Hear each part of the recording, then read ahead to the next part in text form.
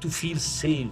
Just feel the whale.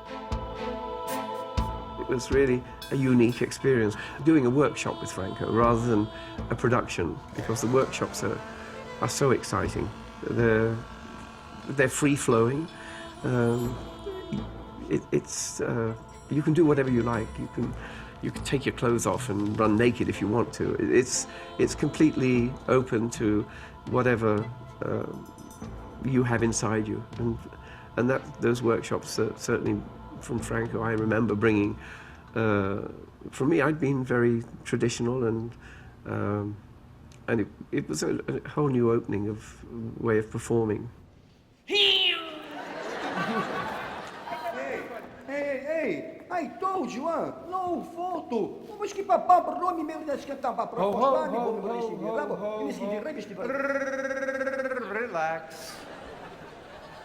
I will take a photo of you.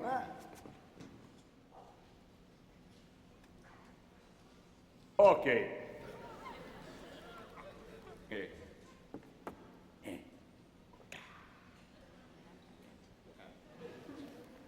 Yep, just a little bit that way. There we go.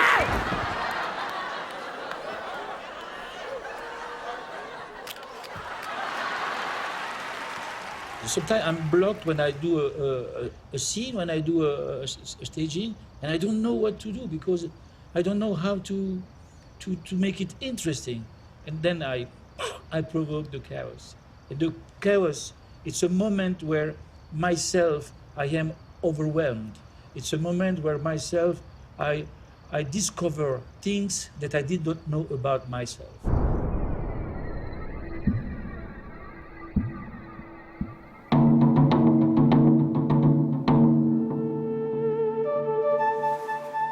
The artistic creation also bring connection between different aspects of reality that enlighten our human existence. And that's, of course, very, very similar then to the process of discovery in science as well. But of course, Franco Dragone with his mystere also does the same thing.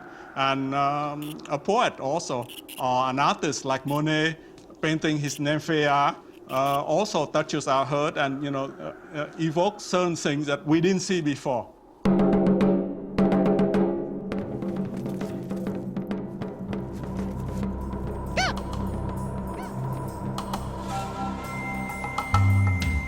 We don't create when we are stable. Creation, it's movement. I think it's impossible to write a book for an astrophysician without feeling this moment where everything is shaking in you.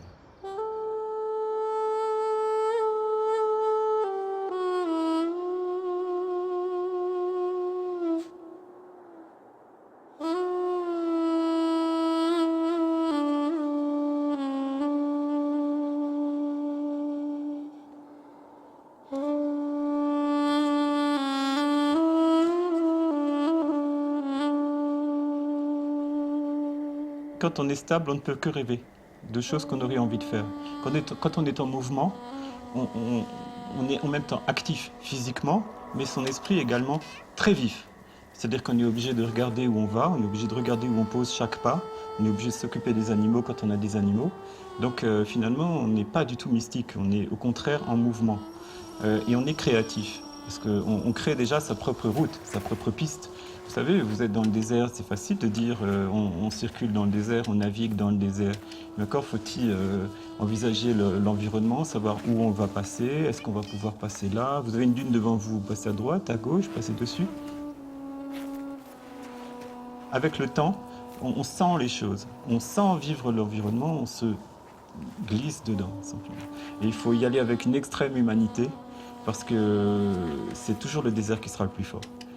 C'est-à-dire que vous arriverez à circuler, à comprendre un peu l'environnement, mais il ne faut pas se sentir plus fort que le milieu. C'est ce que font la plupart des Occidentaux. Ils croient qu'ils peuvent contrôler le monde, contrôler la planète. Dans les faits, non. Ils ne sont que habitants de la planète et ils ont intérêt à comprendre qu'ils ne sont pas les maîtres.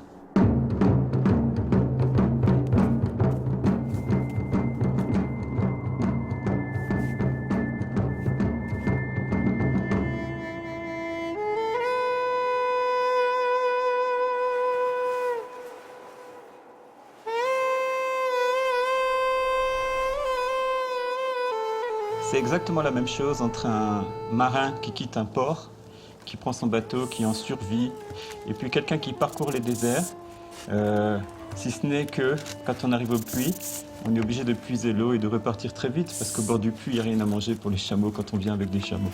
Donc on est en fuite permanente. C'est très dur à vivre d'ailleurs. Parce que les nomades ne vivent pas comme ça. Les nomades ont toujours un point fixe, où ils reviennent tous les ans. Quand on traverse un désert, on ne fait que le traverser. Donc on est en survie permanente jusqu'au moment où on arrive de l'autre côté. I have the utmost respect for people who can survive in the desert because it's so vast. And I never realized, coming from a small town in England to coming to Las Vegas, which is bang in the middle of the Nevada desert, I never realized how vast and huge and barren and scary it was. To be stuck in the middle of the desert, you're risking your life. At the same time, with it being as dangerous as it can be, it has such a beauty to it that you can't describe. You have to really see some parts of the desert and just see the emptiness and the vastness that it can give to you to really appreciate the beauty that nature has made for us. I think the desert is very creative. Yet you look at the desert and it looks like it's empty and there's nothing there, but it's really full of teeming with life.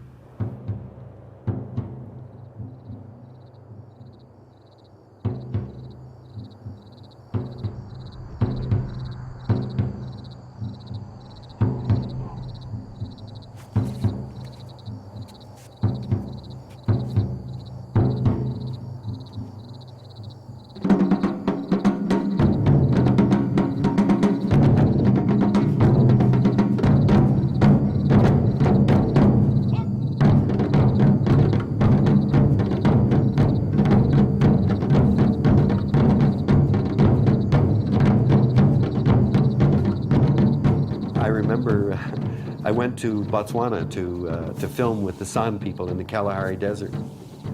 They didn't know I had a PhD. They didn't know I was a scientist. They didn't know anything about me. But the skills that they had put me to shame.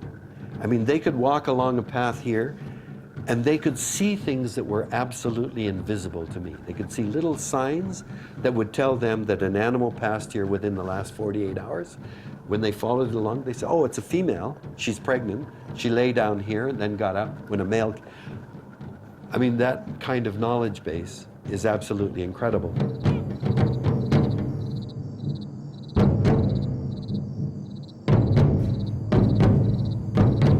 And because the knowledge they had and the skills were adapted to that place. All of my PhD and being a professor was completely useless there. So it's given me a tremendous respect for the people of that area, the knowledge they have. You know, we're worried today that 50% of all animal species may be gone by the end of the century. But 50% of all languages of people may be gone by the year 2050. And when you think of the knowledge that's embodied in the cultures that each of those languages have, science will never reproduce the knowledge of indigenous people. And when we lose them, at the rate we're losing them, we lose knowledge that is tens of thousands of years old. And that, to me, is a terrible tragedy.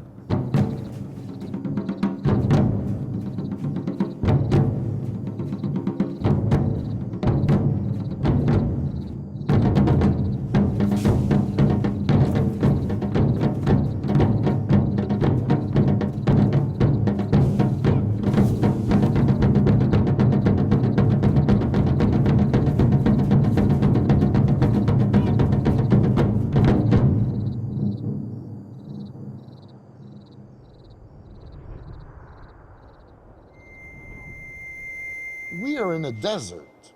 We are in the National Museum of the Earth's crust here. And out there, there is silence for miles.